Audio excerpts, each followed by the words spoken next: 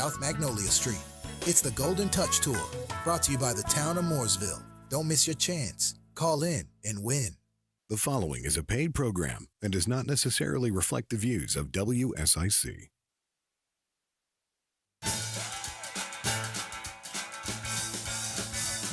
Good morning, Lake Norman. Cornelius, Mayor Woody Washam right here. Thanks for listening in today. We have a very, very special guest and an awesome program. Everybody in this region is interested in our public safety. And certainly that would include our fire departments, our great fire departments and first responders, medic and all that. But it also certainly includes our police and all the protection we get from them. If you don't live in a safe community, you have a problem. You really do. It affects so many things that are important to us, like our property values and our quality of life. And I want to assure everyone listening that the Cornelius Police Department sets the pace for this entire region, and I'm so proud of that. They always have, and they continue to today. I am delighted to have Chief David Baucom, who has been with the town of Cornelius Police Department for in and around 26 years and has been chief for the last 2, and he has done an awesome job. Welcome, David. Thank you, Mayor. Good morning to everybody. It's just such a pleasure to have you here, and we got so much to talk about today, and I really want folks to hear you and the conscience you have and the way you run your department. And the fact is, you're just a real guy and a great family man, and I want our listeners to get to know you a little bit in the process. So tell us a little bit about your career and how in the world you got into this business many years ago.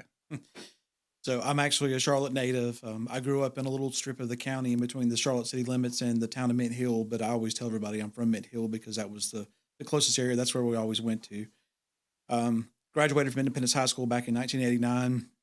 Like so many other kids that age, didn't really know what I wanted to do. Went off to college, went off to Central Piedmont, started taking classes, general education and all that, and got into martial arts. And the martial arts instructor at the time was Erwin Carmichael, one of our former sheriffs here in Mecklenburg County. Yeah, great guy. He was a deputy sheriff then, and he had a tremendous impact on my life. So as I continued in my martial arts training, and got older, because you still had to be 21 years old to go to the police academy, even then, started talking to him more, and he just kind of impressed upon me to come to work for the Mecklenburg County Sheriff's Office. So I started to work for the Mecklenburg County Sheriff's Office in 1992. Who was sheriff back then? C.W. Kidd. I knew him well. What a great guy. He was a character. He was. The biggest thing I remember about him is if he met you one time, he knew your name from then on. From forever. And I would see him at the county garage getting gas late at night or whatever else, and he would come up, shake my hand, and say, "Hey, David, how are you doing?" And that always just amazed me. It really did me too. And my first when I got married in 1972, I lived in a mobile home. My wife and I lived in a mobile home on the grounds of the Rock and K Ranch. Wow. And I knew CJ, I knew him, and I knew Helen quite well. And, what fine people they were. They were just absolutely fine people. Salt of the earth. And he was sheriff for a long time, too, wasn't he? Yeah, he finally retired. I think he stayed in office until 1994, I think is when he retired. Yeah. That's been a long time ago. My memory is not as good as it used to be. But. I know. But I just had to throw that in because that's just an element of history that I'll never forget. But they were great neighbors, and they really took care of this young couple that didn't know what they were doing or where they were going or anything about life. But I would go over to his house, which was adjacent to where I lived, a couple times a week because, I do a little music on the side, and he would have me play the old hymns, and they would sing along, and it was just a fun time. It really was. Well, so even back then, he took such great care of this community and really, the Long Creek community, that area right there off Miranda Road, Beatty'swood Road, where the Rock and K was and all that. And I remember going through the academy that our firing range was on his property, and there was a sign up that said, "Don't let the horses out." So you had to open the gate and drive through and close the gate, so you didn't let us horses out when we went to the firing range to qualify and all that. So Oh my goodness. a lot of good memories way back then. And then of course you had to watch out for everything the horses left behind on the firing range because they had free access to it all the time as you were shooting and stuff. Well, that was a special time in my life, and it sounds like it was yours too. It was a lot of memories then. He brought some great things to this county that has I'm still alive. I'm sure it's still alive and well today. Oh yeah, with the foundations that he laid in that sheriff's department. Definitely. So anyway, so you spent a little time in the sheriff's department. I did. I spent almost 6 years with the sheriff's office. The first 2.5 years, I worked in the jail, and I will say that was a very, good learning experience for a young police officer, or deputy sheriff, or whatever you want to call it, because it really does teach you how to talk to people and all types of people. Yeah.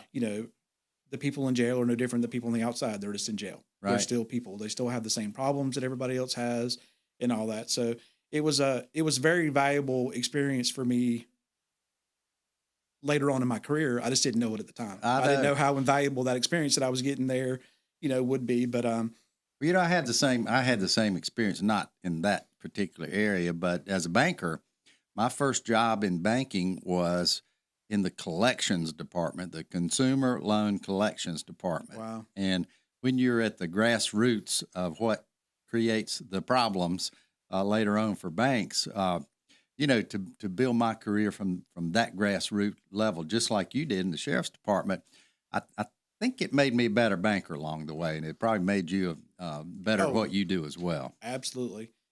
So yeah, after the jail, I worked on their fugitive transport division, and the primary role was to transport prisoners back and forth to court across the state when they got sentenced to prison and all that. And then when we were done with that, if we had time, we went out and served warrants for arrest. Mm-hmm. And that was my passion. I absolutely loved doing that. I don't know why, but I did. It was the whole cat and mouse game and everything else. My last year, I spent on a federally funded domestic violence enforcement task force that they started where we served and enforced domestic violence protective orders. And again, got a lot of really valuable training, really, valuable experience, dealing with that and just trying to make every situation a little bit better for victims of domestic violence. Right. So, it's kind of interesting. That brought you to Cornelius. I guess you applied for a job with our police department. And what year was that? That was in April of 1999 is when I started here. Gotcha. So started as a patrol officer. We were in our old PD right there on the corner of South Main and Catawba Avenue. Dropped off the application, and I don't think I got a half mile down the road, and I got a phone call saying, "Hey, can you come back for an interview?" And I was like, "No, I'm working. I'll schedule a time." So I did, and we went from there. Right. Yeah, that's kind of pretty basic. Actually, I remember that old police department. It was in the old bank building, and it's a beautiful old building that had been renovated. My mom worked there for years and years, and but that was then it became the police. That's how the town came to own that land. By the way, so the vault was our property and evidence room. Oh, I bet it was. Guns, drugs, money. That's where you stored everything there. I bet it was. So that a lot of history in that building as well. That was the way we did it. Great conversation today as we get to know. Hopefully, you get to know our chief, David Baucom, better. This is Mayor Woody Washam, and we'll be right back.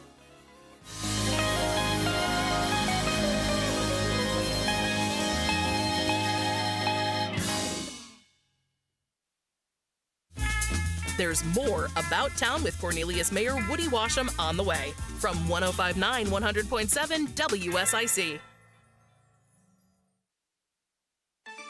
We'll keep the rain gear close for our Thursday. Some extra clouds and rain, especially for our morning and midday hours, but it should start to move out as we go into the afternoon with some slow clearing. With the extra clouds and rain today, temperatures take a hit, only in the mid-70s. We'll fall back tonight with a clearing sky as temperatures go down into the mid-60s for our Friday. Summertime returns, heat, humidity, upper 80s near 90, and a pop-up storm or two. That's your forecast. From the WSIC Weather Center, I'm meteorologist Chase Myers. Here is your WSIC community calendar. The 500 Club in Statesville presents their member tournament this Sunday. Visit the 500 Club online for more information. Golfing, food, beverages, and fun are all at the 500 Club this weekend. The Dock and Rock Music Festival returns this Saturday at Waterside Bar and Grill in Catawba. The music begins at 4 p.m. with performances by Ryan Joyce, Chasing Phoenix, the Presley Layton Band, and Danny Carr and the Skeleton Crew. Tickets are only $10 in advance and still a bargain at $20 at the door. Search Dock and Rock at ticketleap.events. Dock and Rock is hosted by Ryan Joyce, Waterside Bar and Grill, and is powered by Waves Entertainment. We will see you on Saturday at Waterside Bar and Grill in Catawba for the Dock and Rock Music Festival.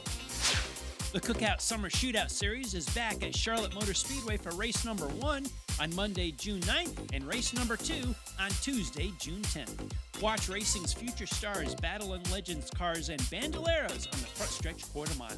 Click on charlottemotorspeedway.com for ticket information or head to Gate 4 at the Speedway for their weekly promotion. It's time to celebrate you on the Home Ad Show. Call in and tell us your birthday or anniversary, and we'll add your name to the daily prize wheel. Each day, someone wins a fun prize, but on Fridays, one lucky winner will be drawn for a very special prize: 4 tickets to the legendary Peabo Bryson concert. He is bringing his Golden Touch Tour to Mooresville on Saturday, June 14th. Doors open at 5 p.m. Show starts at 6 p.m. at 161 South Magnolia Street. Call in and get your name on the wheel. This incredible night of soulful music was brought to you by the town of Mooresville. Don't miss your chance to see Peabo Bryson. To keep up with all the events happening around the community and much more, including amazing local deals, download the WSIC News app today. Kane Center for the Arts. We're more than a venue. We're the heart of creativity in the Lake Norman region, bringing exceptional visual arts, performing arts, and unforgettable gallery experiences to our community. Discover the difference. kanearts.org. It's About Town with Cornelius Mayor Woody Washam on 105.9, 100.7 WSIC. Local starts here.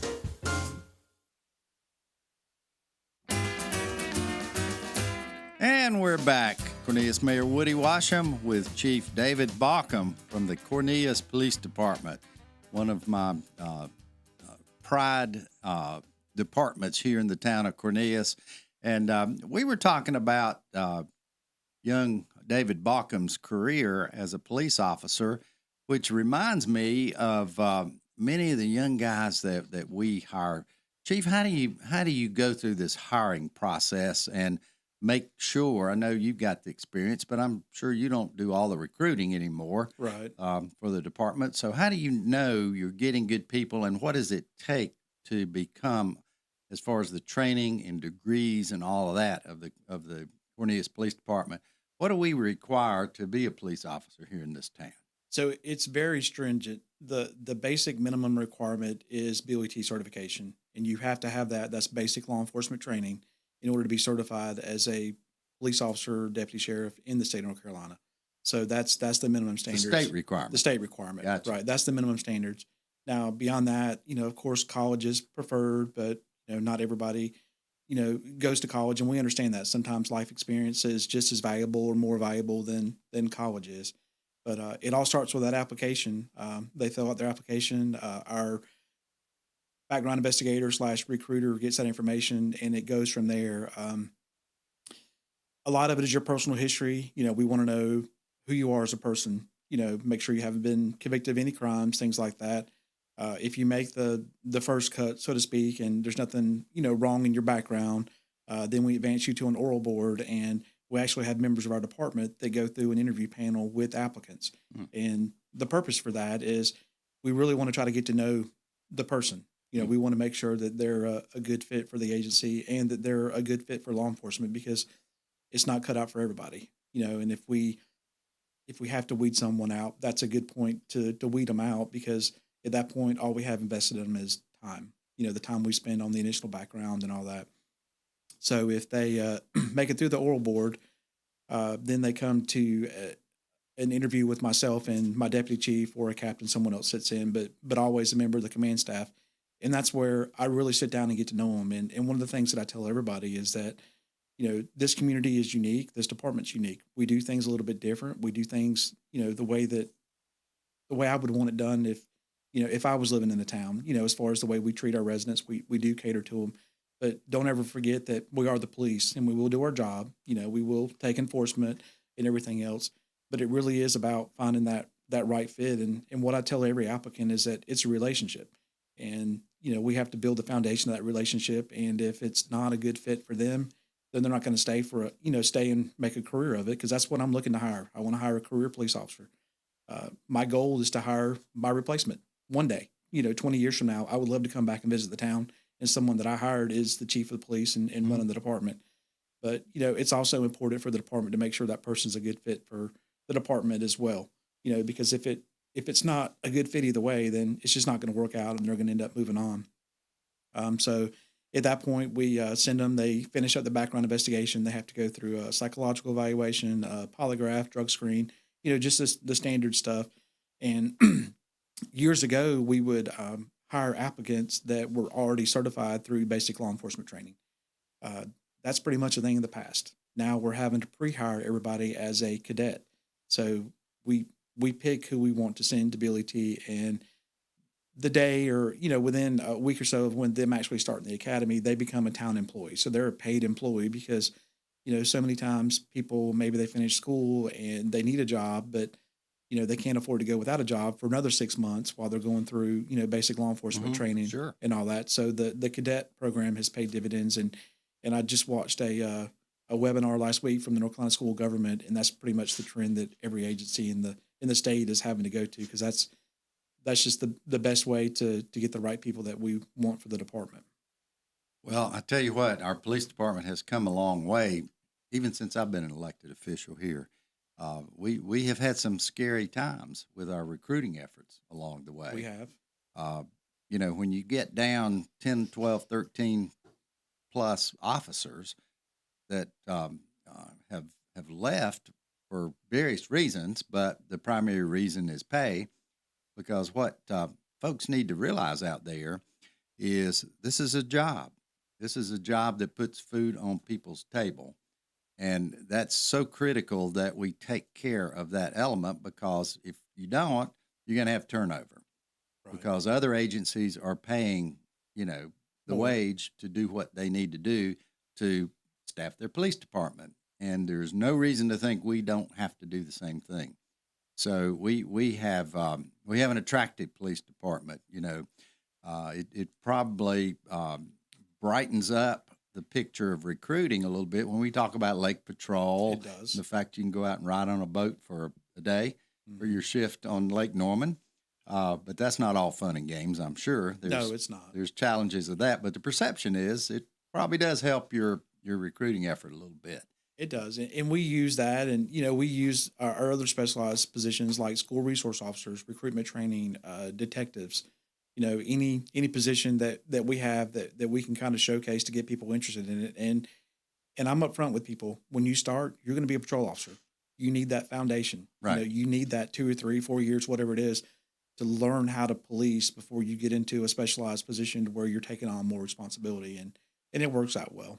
Well, one thing to make clear to folks, I say this in jest because it really hadn't happened to me, but a couple of times, I'll get phone calls.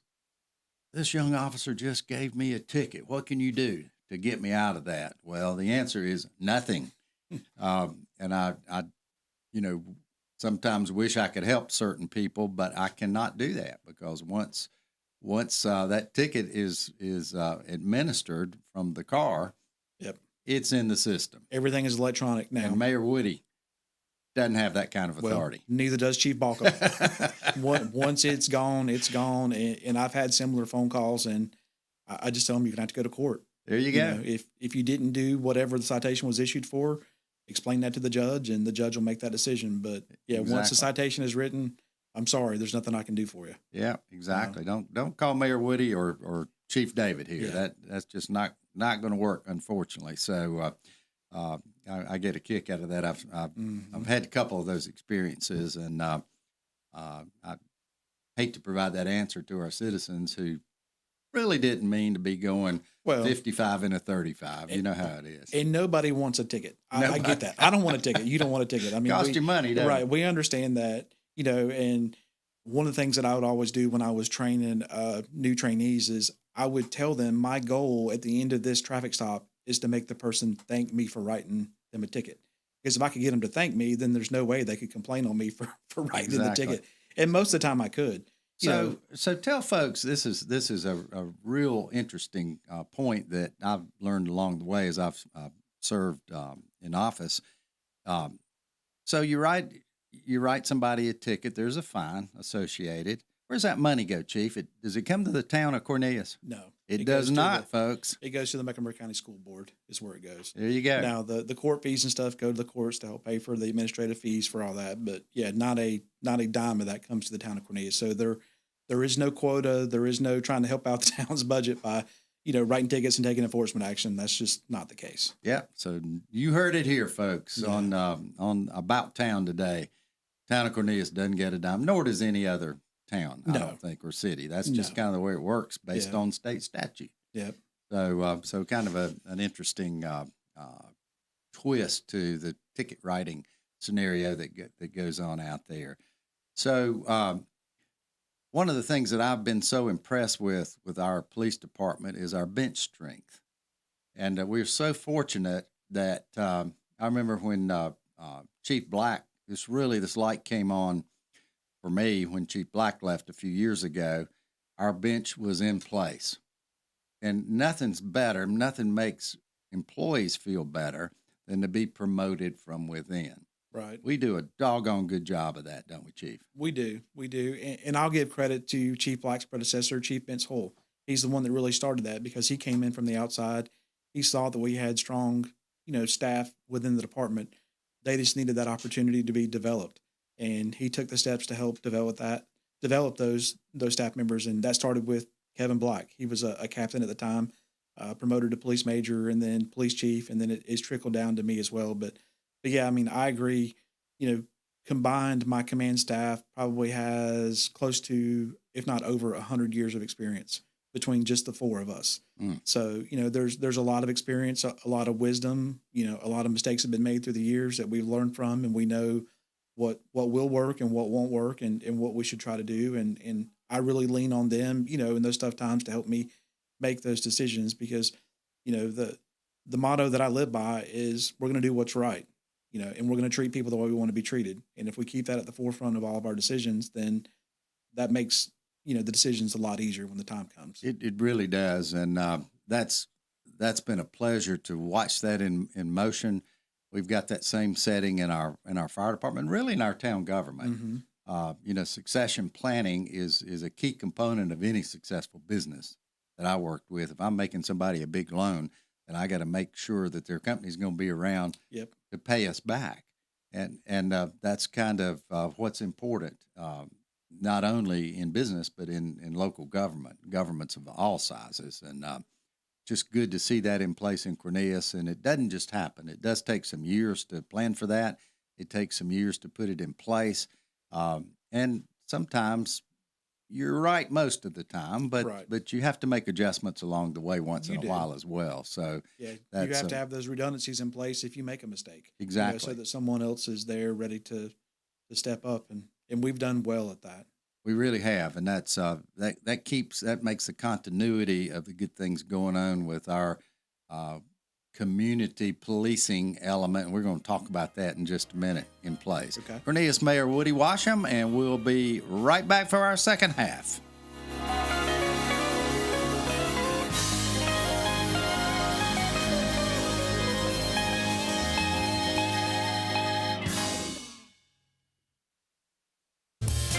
More About Town with Cornelius Mayor Woody Washam. Coming up on 105.9 100.7 WSIC.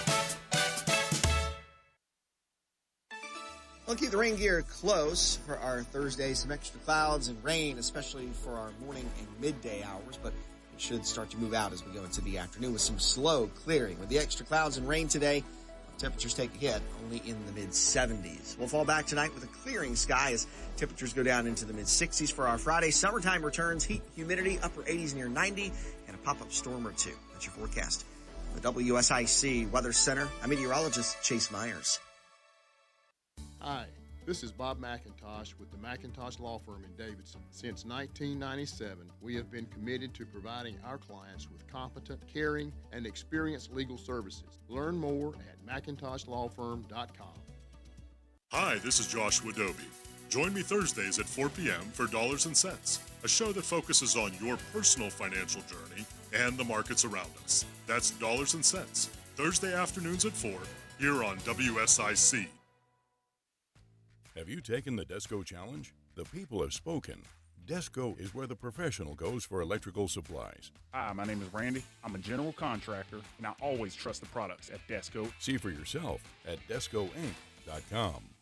Exciting news at Randy Marion Ford Lincoln in Statesville. We have opened a separate used car department. That's right, we have over 300 pre-owned vehicles on Folger Drive. That's right across the interstate from the main lot. I tell you, better to serve you with higher quality, higher quantity, king of price deals on pre-owned vehicle. Come see us today at our new location, 1011 Folger Drive, right across the interstate from the main showroom. You can't miss us. And as always, king of price, king of deals, you can't beat Randy Marion in Statesville. LKN Love Delivered. Show off your love for Lake Norman with unique lake apparel, home decor, and other gifts from LKN Local. Made by locals, for locals. They even hand deliver their quality products to select zip codes. Shop lkn-local.com today. Yeehaw for rodeo season at Harrison's, the home of work, western, and wow. Whether you compete or cheer from the stands, Harrison has the looks to help you wow the crowd. Get western classics in the latest styles from Harriet, Cinch, Rock and Roll Denim, and Wrangler. Find us in Mooresville. Welcome to a Bible Minute with Pastor Randy Mitchell from Temple Baptist Church in Statesville. The Bible says in 1 John chapter 2, verse number 15, "Love not the world, neither the things that are in the world. If any man love the world, the love of the Father is not in him." Folks, when God talks about loving the world is not just the breaking of the Ten Commandments. The world is a system, and the worldly system is orchestrated by Satan. It feeds off of our fleshly sinful nature, and it's everything about us that wants to influence us and affect our life toward things that dishonor God. The next verse talks about the lust of the flesh and the lust of the eyes and the pride of life. These are all the things, the categories of the love of the world. But obviously, a relationship with God is a love relationship. We have to make a choice. You can love the world or you can love God, but you can't do both. Thanks for listening to a Bible Minute with Pastor Randy Mitchell here on WSIC. Join the Harbor Hippos family. It's not just a game, it's a community. Join the fun this summer at Huntersville Athletic Park. From single tickets to season passes and sponsorship opportunities, we've got something for everyone. Visit harborhippos.com to get your tickets and gear today. Opening day is May 30th. Don't miss out. Are you sick of running out of hot water? Whether it's in the middle of a shower or doing dishes, cold water's never fun. Say goodbye to those surprises with a Rinnai tankless water heater from GMV Energy. This energy-efficient propane-powered solution heats water instantly, so you'll never run out again. Plus, it saves money and frees up space. Propane models start at just $295 after rebates. Visit any G&V Energy location or gbenergy.com to learn more. Nothing but the best talk. The area's best talk. WSIC. This is a Bloomberg Money Minute. Stocks and gun makers are partly reversing early session losses today after the U.S. Supreme Court tossed out a lawsuit against them. The suit brought by the Mexican government had accused companies including Smith & Wesson and Sturm Ruger of helping funnel firearms to Mexico's violent drug cartels. But in a unanimous ruling, the justices say the gun industry enjoys broad protection from legal liability under a 2005 law. Lawsuits against Mattel accusing its Fisher-Price unit of defective product design leading to infant deaths will not go to trial. A settlement with terms undisclosed ends the cases over 6 deaths involving the recalled Rock and Play baby sleeper. Court filings say the product was tied to roughly 100 deaths over 14 years. It's been off the market since 2019. A U.S. House investigation found employees had warned Fisher-Price that before bringing the Rock and Play to market, more safety research was needed. Not much movement for Wall Street's indexes at the moment. Dow and S&P little change. NASDAQ gaining 0.25%. Andrew O'Day, Bloomberg Radio. The best talk all day long. WSIC. Local starts here. Call now to speak with Cornelius Mayor Woody Washam at 844-STUDIO-4. It's About Town on 105.9 100.7 WSIC.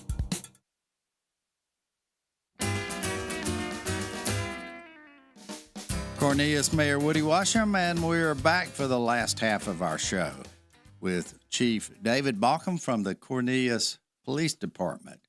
It's been a pleasure to have Chief Baucom here and learn a little bit about him and how he got to be the chief of the Cornelius Police Department, doing a great job for us. Thank you. One of the things that I think is very distinctive about us here in Cornelius is the fact that we're so community policing oriented.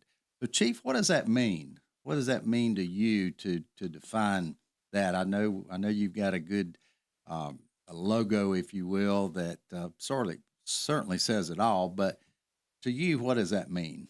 So we believe in it so much that we wear it on our patch. Our patch actually says community policing driven. And really, it's about that relationship with the community.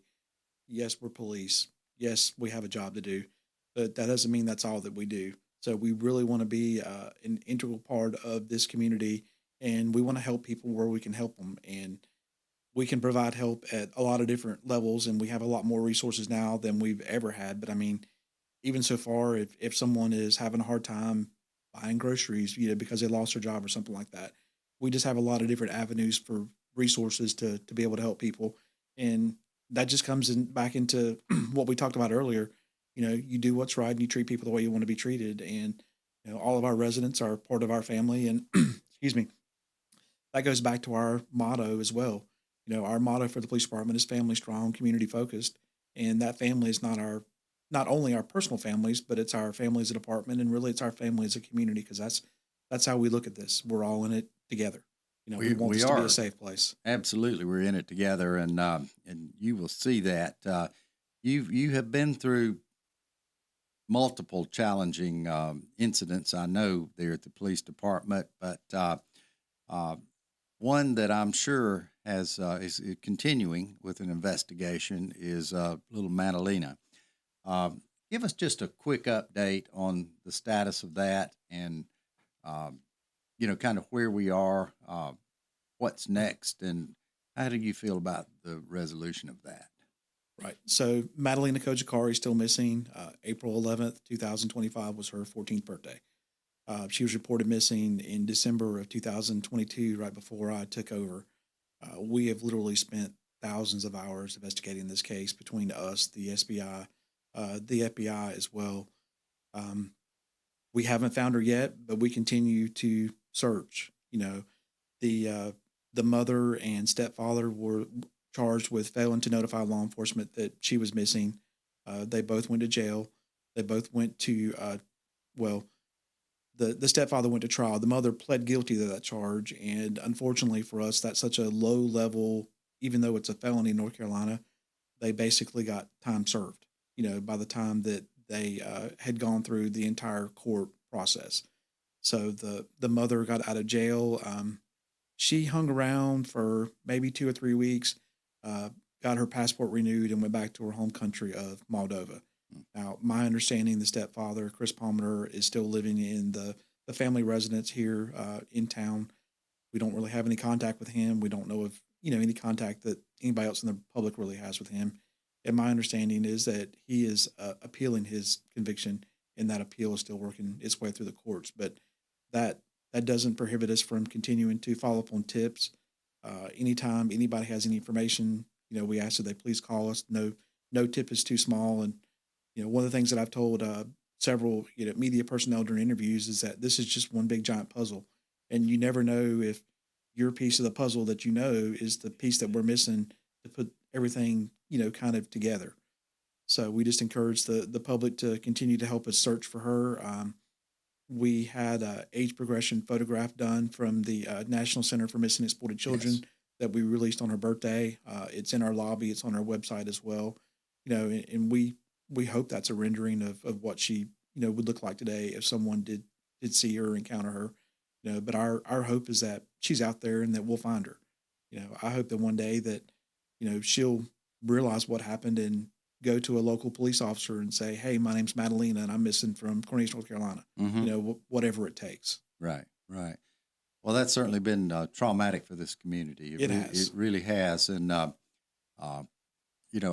sure it was a game changer for the Cornelius Police Department with such a serious incident that you had to work your way through, really, as a new chief at that time, because that was just right around the corner from when you took over, and you stepped in, and you've guided us through it. And thank you for all those efforts. Our prayers are that will be resolved one day, and I believe it will. I think so. And I'm just hopeful it's sooner than later. Me too. I really, really feel that way. So with that, we were talking about the community policing elements. You know, our schools are important to us, and the officers that reside in our schools, that are assigned to our schools, are very special people. I remember, I don't know, a year or two ago, you had asked us to put in our town budget school resource officers for our elementary schools. And you know, money's pretty hard to come by in town government, and I know that board at the time sort of drugged their feet with actually giving you that opportunity to put the two. Maybe they gave you one in the budget, but not for both schools that was shared. But we realized the errors of that way, and during the midterm of the budget, we found the money, and we added two. So we now have school resource officers in all four of our schools. Pretty unique for our community. It is. I know that CMS funds the middle school and the high school. Right. And the town funds the elementary schools, which we can't seem to convince CMS that that's as important as we think it is. Right. So we put our money where our mouth is. How important in your mind is that, and why would that be? It's just extremely important. Our children are our most valuable asset. They really are, you know, and yes, it's money, and yes, it costs money to have those officers there, but that is absolute cheap insurance to prevent any kind of, you know, act of violence or anything from happening on one of our campuses. And it doesn't necessarily have to be an active shooter per se. It could easily be a domestic violence related issue over a child custody dispute that goes wrong or something like that. And one of the things that I told you in the presentation is that there is no faster response than having an officer right there on campus, you know, when something happens, and they can call for help, but they can also deal with the situation as it unfolds right there while the other officers are responding, you know, whereas otherwise it may be a 2 or 3, 4 minute response time, and, you know, seconds matter in that kind of situation, really in any situation. So having that officer there is just a tremendous asset. And that is something that I'll always be proud of for, you know, not only myself, but for the town as well, that we took that step, because we were the only agency in the county that did that. I think there's been others to follow, and they're following suit now. And I'm so glad they are. I'm glad that we set the standard for it. Yeah, that's what we certainly need to be doing. But these school resource officers really seem to have special relationships with these officers, and I've seen it in play. I visit these schools from time to time, and I see it in action. I see them out and about, and their relationship is pretty incredible. I do worry about our large high school and our large middle school. Is one enough? I'm not sure it is. I kind of think maybe not. It's not. You know, we could easily use more in both of those schools as well. But again, that's a matter of funding. Sure, and that's going to probably be on my next platform to get that done. So, fortunately, we do have some resources. I think we can throw at that if we can't convince CMS to jump in on their own. So, this is Cornelius Mayor Woody Washam, and we're having a great chat with our police chief, David Baucom, and we'll be right back for our final segment. We'll keep the rain gear close for our Thursday. Some extra clouds and rain, especially for our morning and midday hours, but it should start to move out as we go into the afternoon with some slow clearing. With the extra clouds and rain today, temperatures take a hit, only in the mid-70s. We'll fall back tonight with a clearing sky as temperatures go down into the mid-60s for our Friday. Summertime returns, heat, humidity, upper 80s near 90, and a pop-up storm or two. That's your forecast. From the WSIC Weather Center, I'm meteorologist Chase Myers. Here is your WSIC community calendar. The 500 Club in Statesville presents their member tournament this Sunday. Visit the 500 Club online for more information. Golfing, food, beverages, and fun are all at the 500 Club this weekend. The Dock and Rock Music Festival returns this Saturday at Waterside Bar and Grill in Catawba. The music begins at 4 p.m. with performances by Ryan Joyce, Chasing Phoenix, the Presley Layton Band, and Danny Carr and the Skeleton Crew. Tickets are only $10 in advance and still a bargain at $20 at the door. Search Dock and Rock at ticketleap.events. Dock and Rock is hosted by Ryan Joyce, Waterside Bar and Grill, and is powered by Waves Entertainment. We will see you on Saturday at Waterside Bar and Grill in Catawba for the Dock and Rock Music Festival. The Cookout Summer Shootout Series is back at Charlotte Motor Speedway for race number 1 on Monday, June 9th, and race number 2 on Tuesday, June 10th. Watch racing's future stars battle in Legends cars and bandoleros on the front stretch quarter mile. Click on charlottemotorspeedway.com for ticket information or head to Gate 4 at the Speedway for their weekly promotion. It's time to celebrate you on the Home Ad Show. Call in and tell us your birthday or anniversary, and we'll add your name to the daily prize wheel. Each day, someone wins a fun prize, but on Fridays, one lucky winner will be drawn for a very special prize: 4 tickets to the legendary Peebo Bryson concert. He is bringing his Golden Touch Tour to Mooresville on Saturday, June 14th. Doors open at 5 p.m. Show starts at 6 p.m. at 161 South Magnolia Street. Call in and get your name on the wheel. This incredible night of soulful music was brought to you by the town of Mooresville. Don't miss your chance to see Peebo Bryson. To keep up with all the events happening around the community and much more, including amazing local deals, download the WSIC News app today. Discover your next great experience at Kane Center for the Arts, where art and community come alive. From stunning gallery exhibits to captivating live performances, we're here to inspire, connect, and celebrate the arts. Visit kanearts.org. We're back with more of About Town with Cornelius Mayor Woody Washam on 105.9, 100.7 WSIC. Local starts here.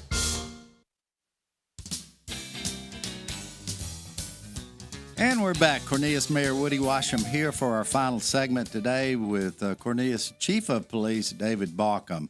And it's been a great show today. And thank you so much, Chief, for spending your time over here with me and sharing a lot of great information with our listeners today, many from Cornelius, I'm sure. So here we go. It's 2025, June 2025, and you know, our future is in front of us. Chief, you've got how many officers or FTEs as part of your organization now? So 66 full-time sworn officers. 66. Does that include the telecommunicators? It does not. So they are non-sworn. So we have 9 telecommunicators. We have 2 animal control officers. One of them's a manager for the actual animal shelter. And then we also have a number of support staff as well. So around 85, 86 total employees. That's just amazing. And, you know, we're not a small town anymore. No. And we're spread out geographically, and it's a different world that we live in now, too. There's issues that we face in 2025 that are very concerning. Drugs is one of them. You know, folks certainly think that maybe our little town doesn't have a problem, but I know we do have a problem. do. And that's sad to say. It's very sad to say, but the future's in front of us, and we've got to prepare to continue to keep our town as safe as possible and make our residents feel safe and responded to. So with that, you know, I walk through your headquarters building pretty often, and there are people sitting on top of people in there now. So you're full, aren't you? We are full. So that building was built in 2002, or that's when we moved into it. And we were less than half of the size agency then that we are now. So, Right. yeah, literally everywhere you can put a cubicle, put someone in a desk, office. You know, sometimes people have had to share offices for extended periods of time. Yeah, the building is full. Yeah. So we're studying that right now. Mhm. You know, there's options that we have. There will be opportunities to add on to that building maybe, or maybe it's makes more sense just to move the building or move the headquarters somewhere else. And so we're in the process of getting a study cranked on. I think that started, hadn't it? Yes, we have met with the consultants and all that. And I think our assistant town manager is taking bids or, you know, working on the process. But yeah, that is the plan. Right, exactly. So we've got to have the experts tell us how we can achieve what we need to achieve, because our town we're not on a fast growth track. I remind folks that our growth planning efforts have really, really improved over the last number of years. Cornelius only grew about 0.6%, I think is the right number over the last 4 years. So we've slowed that growth. However, our neighbors are growing in a crazy way. Look at Denver, look at Huntersville, look at Mooresville, and somewhat in Davidson.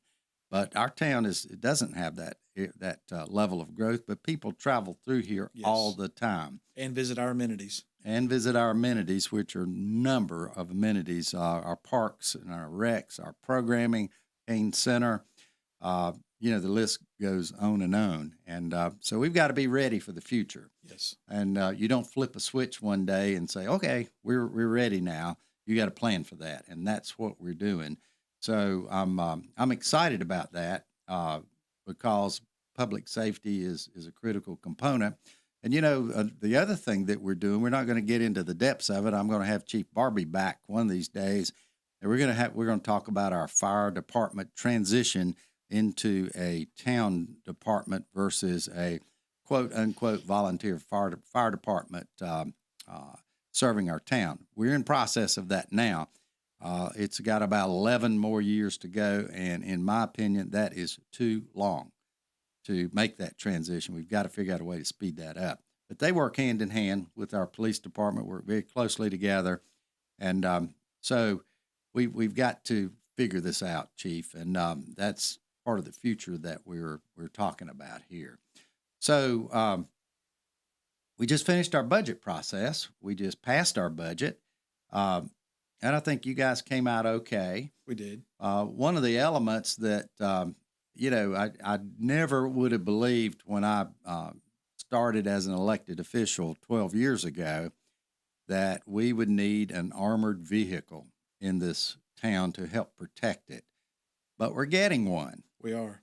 And I'm very, very proud of the fact. I'm not proud of the fact we need it. I'm proud of the fact we're getting what we need.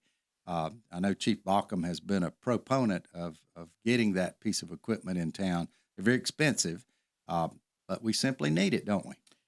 I would rather have it and not need it than to need it and not have it. Exactly.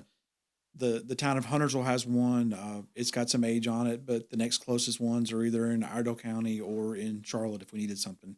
And I do just want to be clear that was paid for with asset forfeiture money. So that wasn't exactly didn't come out of the tax dollars. So I don't want anybody to get upset, thinking that we were doing that. But yeah, I mean, that was a long-term goal of mine even before I took over as chief, because, you just never know, right. If you look at the agencies that have had an active shooter type event, a lot of times it is a smaller agency. It may be an agency our size. And if they didn't have support from surrounding agencies that had the tools and resources they needed, then, things could have gotten worse. So I would much rather have that type of piece of equipment here available for our officers in the event that they need it. And, I hope that we never need it. I hope we just train with it and we wear it out training with it, versus having to actually need it. But at least it is here if we do need it. Well, I think it's required in this world. And I'm so glad that our asset forfeiture funding was in place to make that happen. Yes. And I think that was a good use of those funds to protect our citizens and our police officers. Right. This goes back to the fact that there were 4 officers killed in the line of duty in Charlotte about a year ago, a little more than a year ago now. It's a sickening thought that something could happen here that we don't have the resources to protect not only the folks involved, but the officers that are trying to protect us. It is, and if you watched any of those video clips or go back and watch it, you can see exactly what an armored vehicle is for. It's made to go anywhere, do anything that they need to do to rescue a downed officer or a downed civilian or whatever else, because it's armored. Right. So if they need to drive through a fence, if they need to drive around the back of a house or whatever else, it's capable of doing it. And that's the goal, is to be able to safely evacuate and get treatment for anyone, Exactly. in any circumstances. Exactly. And I want our folks to know that our police department is a very highly rated police department too. You just went through the CALIA exam. Tell them what CALIA stands for, Chief, and what that means to you to get a top-notch rating there. Yeah, so the CALIA stands for the Commission on Accreditation for Law Enforcement Agencies. We started the process way back in 2003. The first step then was getting recognition, and what that basically means is that we were working on aligning our policies and our procedures so that they matched up with best practices from other law enforcement agencies, not only across the country, but really across the world, since it is an international accreditation. So in 2004, we finished all of that groundwork, so to speak, and we were actually accredited for the first time. And then at that time, the accreditation cycle was every 3 years. So every 3 years, we had an on-site assessment here where outside assessors came in, went through all of our policies, all of our procedures, just to make sure that we were really doing what we said we were doing. And then as technology changed, it became more of a virtual on-site or online type assessment as it is now.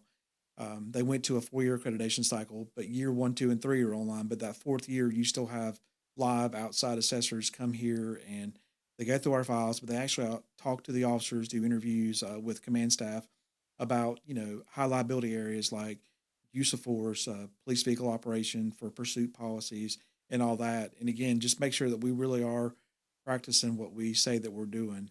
If we meet all of that, all of those standards, then we apply for our reaccreditation, and that's what we attended back in November of 2024 in Jacksonville. We actually sat before the commission, and if there are any issues with standards or anything that our on-site assessor found, then we have the opportunity to explain then. But fortunately, we had no issues, and I give our accreditation manager, Bridget Burleson, all the credit for that.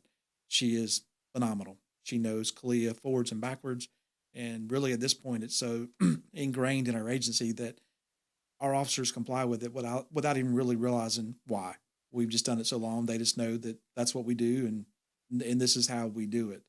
So it was an awesome experience, and I was able to join our chief and some of the other top folks in the department down in Jacksonville, Florida, this past November, as the chief said, and I think I was probably the only mayor there, but I believe you were. It was a proud moment for me to witness that and see how our police department, just visualize how our police department stacks up with police departments really throughout the country. Mm-hmm. They were all there, and it was a really cool experience for me, and the source of a lot of great pride for our police department to see that in action. It really was. It meant a lot to be there. Yeah, and I have sat on those commission hearings before, but never as the chief of police. So that was an entirely new position for me, being the chief of police and, being the one on the hot seat per se.